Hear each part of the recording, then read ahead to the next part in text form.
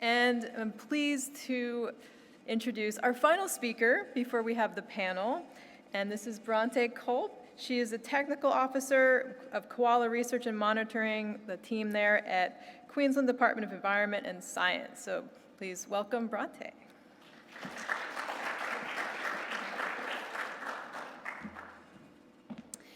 Yes, well, good evening. So as Liz said, I'm Bronte and I work for the Department of Environment and Science, Koala Research and Monitoring Program. Yes, I do have the best job, and yes, I am very good at spotting koalas. So I'm just really excited tonight to be telling you a little bit about the 2020 to 2025 Koala Conservation Strategy and how the Koala Monitoring Program is assessing the success of that program. There's me. How we are monitoring the success of that program. So the program was established in 1996, which is actually older than me, and it was established in the Koala coast region, which is around Redland Bay, in response to a high level of urbanisation in that area. And so in that time, the program's expanded across all of southeast Queensland and is covering all of southeast Queensland now. In that time, we've collected a range of data on the ecology, health, distribution and density of koalas in the region. Now, some of those results we found that there was an 80% of decline in koala populations in the Koala Coast region, and a 54% decline within Pine Rivers, which is around Moreton Bay, North Brisbane area. And these rates of declines have unfortunately been increasing over time and have now caused the koala to be listed as endangered within Queensland, New South Wales and Australian Capital Territory. So why the decline? Well, sorry to reiterate, but we have covered this a few times tonight. There's so many threats that koalas face, but the biggest threat, I think, is development and destruction of koala habitat. We've seen 72% of core koala habitat lost since 1960 and 90% of best quality habitat lost. So that's including, that nice alluvial stuff that we've been talking about, and it leaves, some big regions, but they tend to be lower habitat quality where it doesn't sustain such as good koala populations. So this is caused by a really big increase in our populations. Brisbane Greater Region has increased more than any other Australian Capital Territory in Australia, so we've seen a 40% increase in Brisbane's population. And this isn't slowing down anytime soon. We're assuming a 2 million increase in our population by 2041. So that's an extra 30,000 homes a year that's needed to be put into southeast Queensland. So this is a really big threat. And as we talked about tonight, we have things like fires, dog attacks, climate change, vehicle strikes. So I won't go too much into that tonight. So, what's the government's response? Well, the government knew that a consistent and coordinated and collaborative approach was necessary if we were going to address these declines and ensure the conservation of koalas within southeast Queensland. And so the Koala Conservation Strategy was developed in 2020. And the vision of this strategy is to halt the decline of koala populations in southeast Queensland and secure the koala's long-term survival. The strategy outlines 6 recommendations that were brought forth by the Koala expert panel with the most appropriate and realistic actions to address this decline in koala populations. So tonight I just want to briefly go over some of those actions. We've already talked actually a lot about some of the actions happening in your region in Scenic Rim, but if you would like any more information on the actions, we have our annual report coming out very soon, as well as our previous annual reports where you can see exactly what's been happening and where and how much. So I'd encourage you to read that. But as we noted earlier, habitat is the most critical part of protecting koalas, and so we have introduced the strongest koala protections that Queensland has ever seen, with over 700,000 hectares of koala habitat protected and a further 300,000 hectares of koala priority areas where clearing can't happen in those areas. So multiple restoration projects have also are underway in order to protect the habitat that we don't have as great habitat in, and we've talked about that tonight. So there's a range of partnerships and projects that are happening which have helped to rehabilitate koala habitat and will continue to do so. So it's really important that we not only conserve the habitat we already have, but we continue to rehabilitate and connect our habitat in those areas. Furthermore, there's been a lot around threat management. So tonight, this whole forum is about engaging the community and managing threats. So Griffith has done some really great work, as Liz talked about tonight. And we've also seen Transport and Main Roads do a lot around koala exclusion fencing. So there's been some really great work in that space. As we said tonight as well, the Koala Sightings app is now available, so please download that and please include your koala sightings. You can also see your sightings in your area there. That really helps us with our mapping. It helps us to conserve areas where koalas are. And that's been such an excellent thing because no one knows your koala neighbours better than you do. And finally, none of our work can happen if we don't know whether it's effective.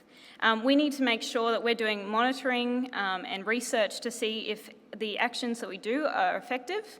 And so we continue to monitor and research koala populations within southeast Queensland. So there's been a range of community action grants, a range of different apps and things developed to help us monitor. There's also been state-of-the-art mapping developed which helped inform a lot of these protections. But tonight I'll be talking a little bit about the koala monitoring program where we monitor koalas across southeast Queensland. So I'll get onto that in just a minute. And just finally, there's been a lot of work with partnerships and strategic coordination where we've been involved with things like the conservation strategy as well as working with the National Koala Monitoring Program.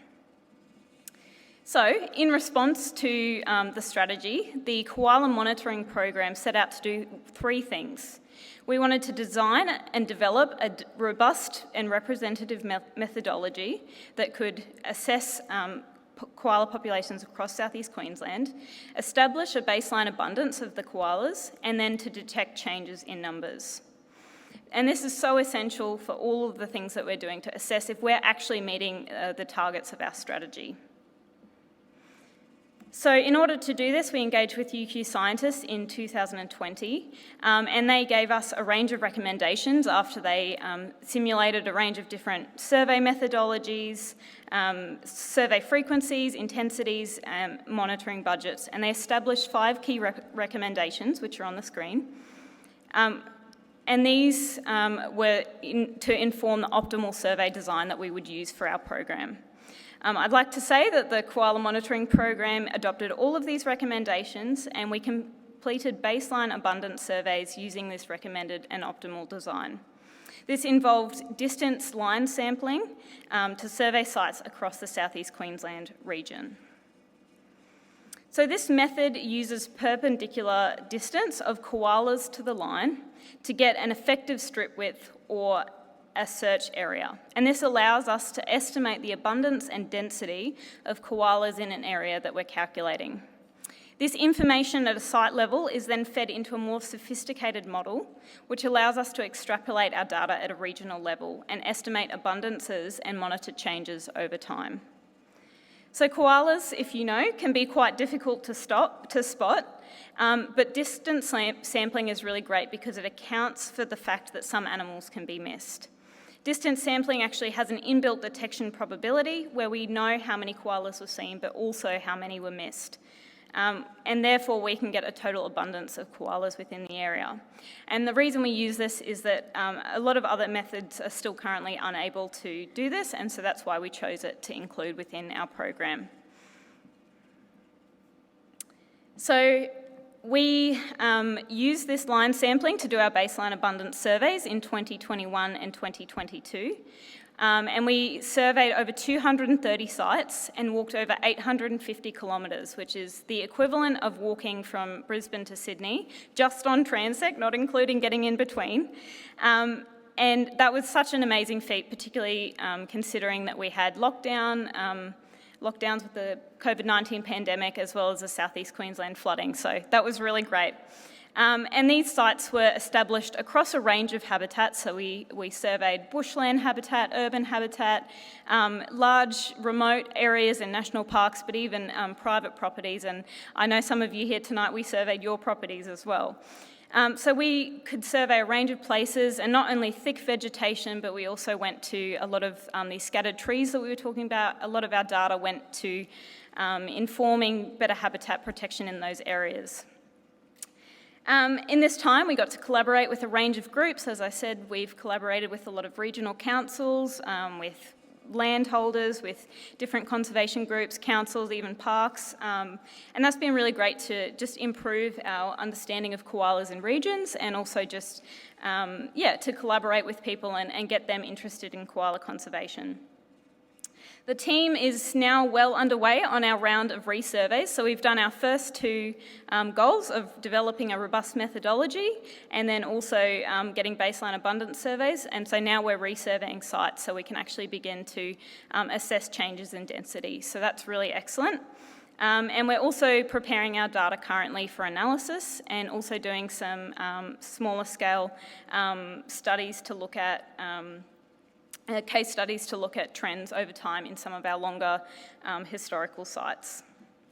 And finally, most importantly, I get to work in a really, really wonderful team of great scientists. And I'm actually lucky to work in a team of all females, not by design, but we just work in a team of all females, and they're so great at what they do. We get to see some really, really beautiful places, and things not just koalas. We see plenty of other wildlife, and we report on those too. So I am really fortunate to work in our team, and I would just personally like to thank everyone who is involved, not only with the Queensland Government, but all of these other partnerships and projects, and that you're making a difference in koala conservation in our region. And it's been great to work with a lot of you on your properties as well. So finally, the question you're all asking is, how can I help? What can I do to help? Well, as we said tonight, we have the new Q Koala app, or Q Wildlife app, which you can download. And this is really great because you can click on it and you can get your koala sightings in there. There's a flyer out the back where you can scan the QR code and get to that as well. And I would encourage you, if you have a photo of the koala, that helps us to verify the data.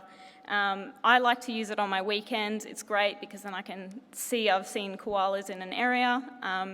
So I'd encourage you to do that. As well, if you do see a sick koala, again, please call the RSPCA or Wildcare.